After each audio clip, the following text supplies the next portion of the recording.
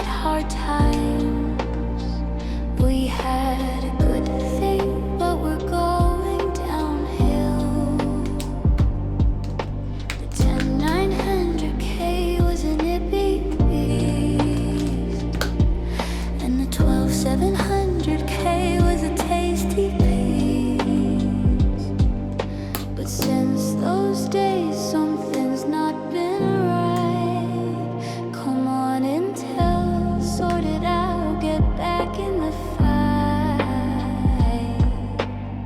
Sort your chips out, baby. Sort your chips out, baby. Oh, we're all doomed. Sort your chips out, baby. Or monopoly ensues. First they came with pricing cuts, and then they came with cores. Then they came at us with 3D cash as the final blow. But in these days of Ryzen kings, Intel's just a pawn. We need something spectacular to raise a new dawn. We're holding on to enterprise to keep us afloat. We're banking on our laptop chips to act as a moat. There's not much I can do. My credit cards are maxed, and I see NVIDIA CPUs coming to attack. So your chips out, baby. So your chips out, baby. Or we're all doomed. So your chips out, baby. Or monopoly ensues. Baby, please, just a great value i7 with an upgrade path. Baby, please, just an i5K for under 175.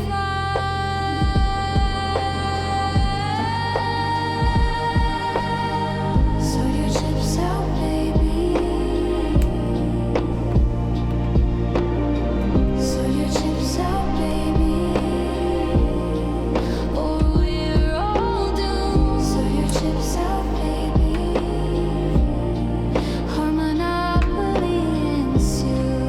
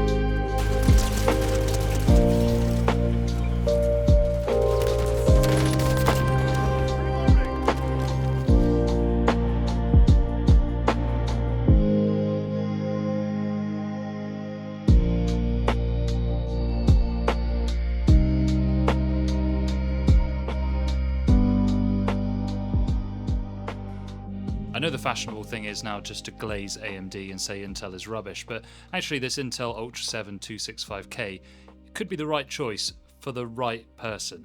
It has that sort of hybrid P-core and E-core architecture, which, whilst not doing a whole lot for games, would be really good for creative tasks like video editing and other things like that, while still having a chip that's going to be good for gaming as well. The real boon here is for creators, because you're going to get that Intel QuickSync functionality, which is fantastic for encoding videos such as streaming and recording without using too much of your other system resources. But for the pure gamer, it's probably not the right choice. You can get the Ryzen 7 7800X3D for around £290 nowadays, and I paid £265 for this 265K. You're also going to get a few other benefits by going with AMD, so you're going to get lower power usage. You're also going to have a better upgrade path, because we know these Ultra 7s are probably not going to have any more generations for their motherboards.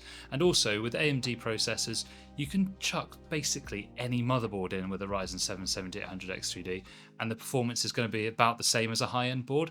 Whereas with the Intel chips, you tend to need to go for those Z boards to really get the most out of them.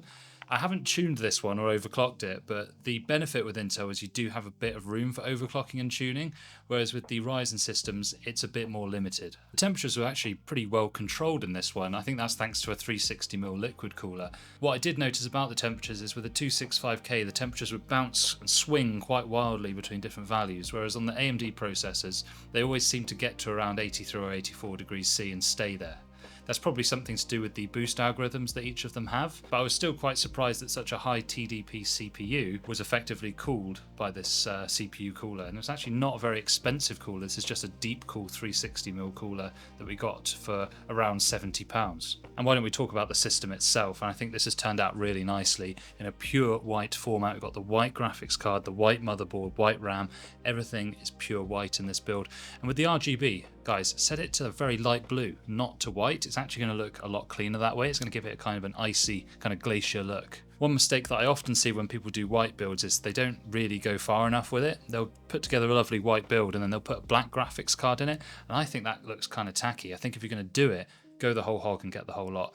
You're always going to get a bit of a white tax with these. The white parts are often harder to get hold of, and they're often more expensive as well, so that's something to bear in mind. Particularly the motherboards, there's usually only 2 or 3 options that you can get that have white heat sinks, and especially with a white PCB, that is really rare nowadays.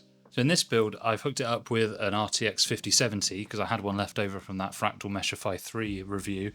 But if I was building this for a customer, I would actually recommend that they get the 9070 XT by Radeon instead, because you're getting a bit more VRAM, which is going to give you longevity, and I think the performance per dollar is slightly better. That said, if you did go with a 5070, you're not going to be disappointed. It's still a fantastic 1440p card.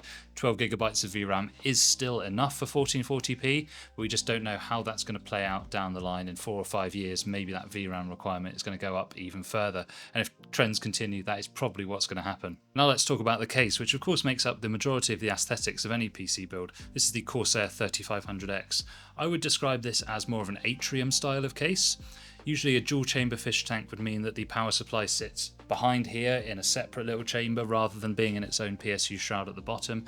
I think this looks amazing, guys. I actually prefer this to a fish tank look. I think this looks really clean, the edges are nice, the build quality is great, I like the cutouts and all the various panels. You've got excellent compatibility for 360mm liquid cooler on the top.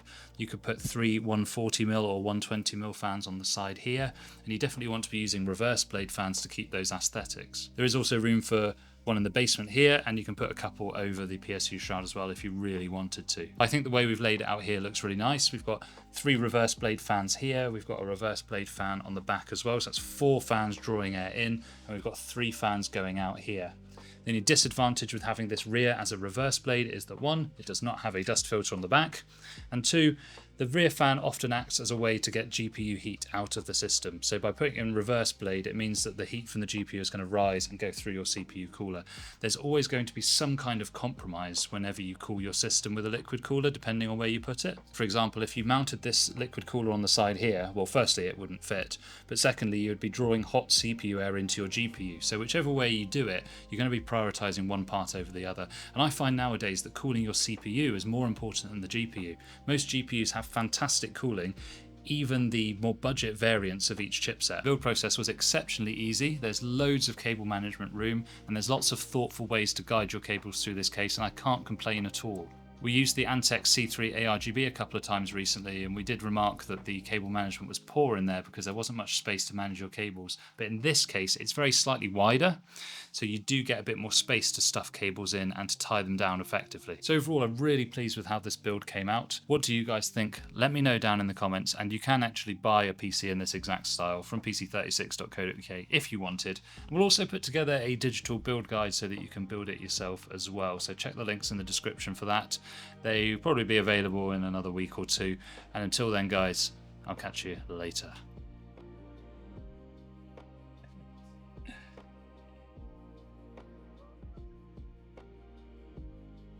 Oh my gosh, that's a good boy.